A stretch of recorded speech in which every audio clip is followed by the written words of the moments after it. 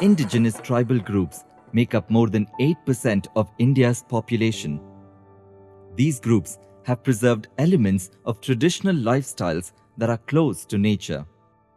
They have been the custodians of the environment for centuries, before the terms ecosystems, biodiversity, or even nature were coined. Recognizing their important role as custodians of the unique ecosystems of the Western Ghats and taking advantage of new opportunities such as the passing of the Forest Rights Act, CEPF grantees have been supporting indigenous tribal people reaffirm and gain recognition of their links to places and resources and strengthen cultural and economic ties to nature. Their stories illustrate how conservation is a social process for and by people.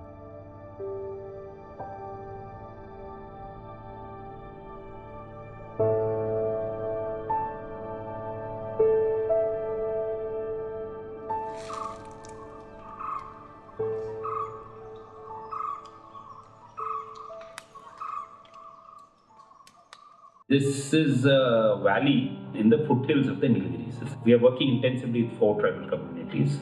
The largest are called Panyas. Then we have the Betakurbas. Then we have the Kartanayakans, and finally the Mulukurbas.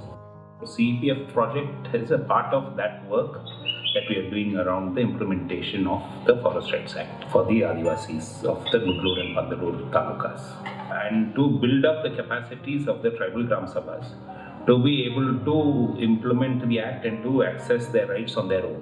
Perhaps the community that is most dependent on the forest are the Kartanayakans, because they're very dependent on honey.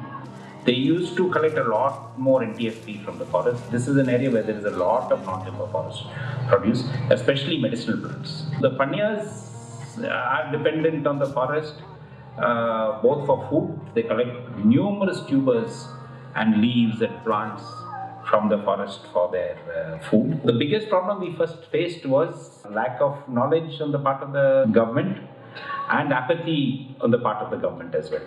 After the passing of the Forest Rights Act, this entire dynamic has changed. What the Forest Rights Act has done is now put power in the hands of the communities. It has shifted the entire process of power of managing forests from the sole control and purview of the Forest Department to communities.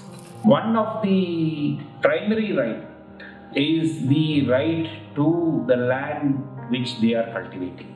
The second set of rights are called community rights.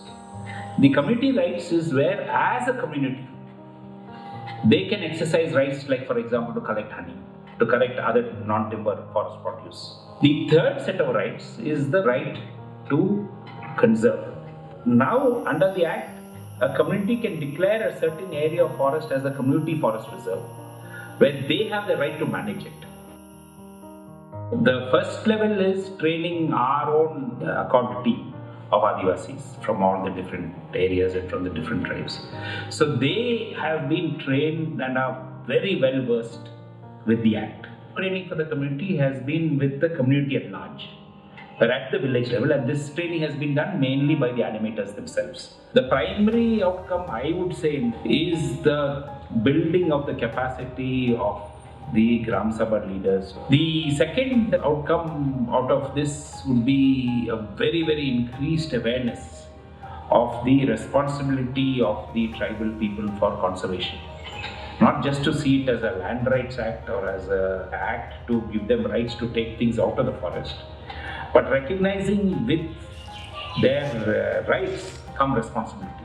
The CEPF grant gave a very, very clear focus and thrust to the forest rights work that we are doing.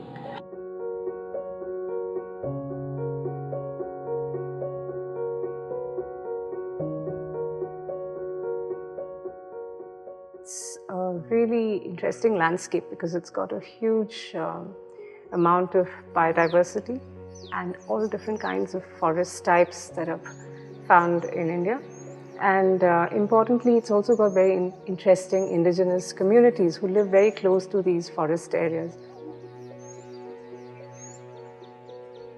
We're trying to understand forest areas, rivers, different kinds of biodiversity, sitting a little far away in institutes or colleges and campuses, whereas we've not really given an opportunity to take on board the observations of local communities who live closest to biodiversity. Barefoot ecologists are people who we define as local people who have been trained in field ecological methods.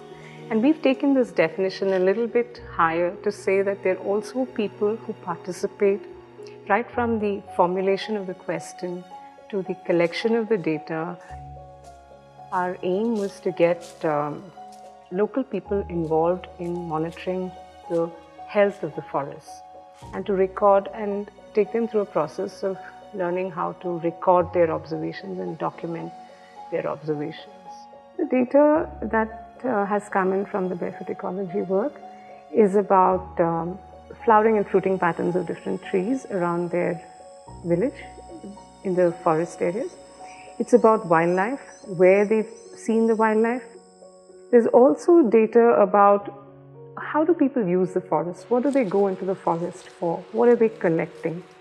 And what are they bringing back from the forest on a daily basis? Keystone has been the agency that has trained the barefoot ecologists and has also managed the data in many ways. Major outcomes to this project, I would say, was one, that the communities started to feel that they were part of the conservation process. This was also one way that they themselves and also the forest department started to feel that, okay, this is a method to participate in conservation. A lot of times more emphasis is given on the rights, but if we actually have a protocol for the responsibilities that communities can show, then it's a great way for people to be more positive about the FRA and see how important it is even for conservation. The way forward definitely is to get more people involved. CEPF funding has really been important to this way and to this project. The fact that when we put out this proposal to them, this was something that we hadn't tried out. This was fairly new. But only when you have that support from somebody can you really go forward.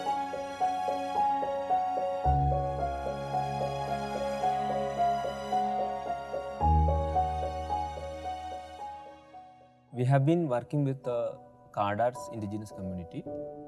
They are endemic to this Animalay part. They are one of the ancient tribal in Western Ghats. They are forest dwelling community. So they usually don't practice agriculture.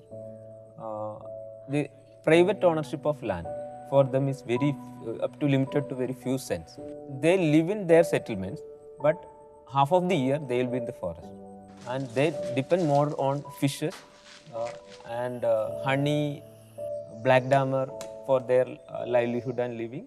In 1988, we had a forest policy where all the right on land, right on resources has to be settled for the community. The coming of the Forest Right Act itself recognized right of all the indigenous people in India on their individual right. That means their right on the personal property and the community rights.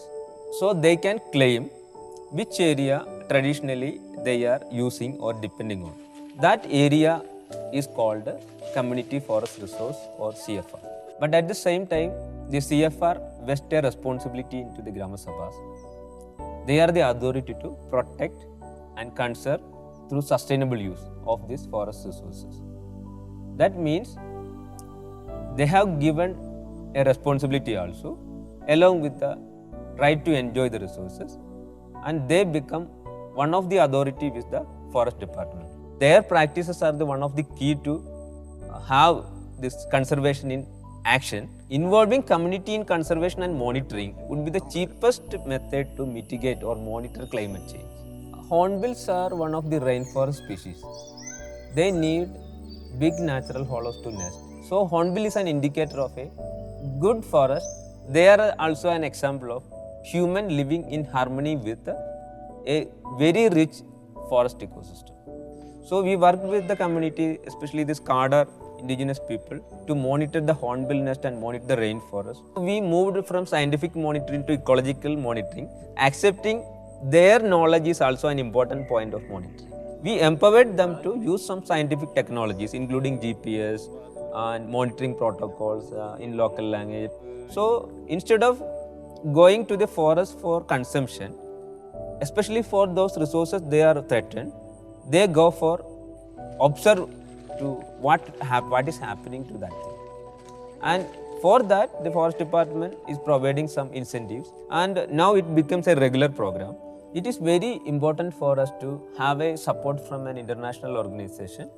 Basically, whatever we are doing an experiment, usually the system don't support for this kind of experiment. So CEPF supported us, and also when we came out of some of the answers and some models, so the CPF background also supported to get us our visions, our result into the policy level.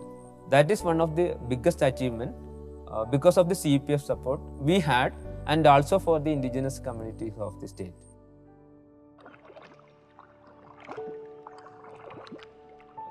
Through the work of these and other organizations, the role of indigenous tribal groups in conservation of the Western Ghats is being increasingly appreciated. Along with this appreciation is coming formal recognition of their rights to use and conserve forest resources and revival of traditional ecological knowledge and customary practices. The Western Ghats are as notable for their linguistic and cultural diversity as they are for their biological diversity. It is time to recognize that these two dimensions are indivisible and to search for solutions that foster both. To this goal, CEPF's grantees have been pointing the way.